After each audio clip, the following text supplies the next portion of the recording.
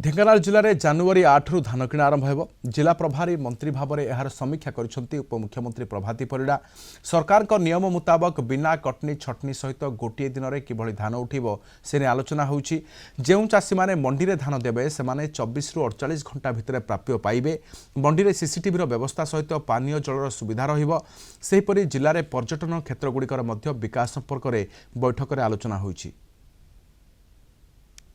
जनवरी मासर fast week रे एठी पाड़ी प्रक्रिया हम 8 तारीख धार्य कराई सब जगार मंडी खोलिबो एवं जो जो सुविधा सरकार घोषणा करिछि कटनी छटनी हबनी चाषी फ्रेंडली हबो सेम डे धान लिफ्टिंग हबो जो माने धान देवे 24 रु 48 घंटा भितर समस्ते पैसा पाइबे।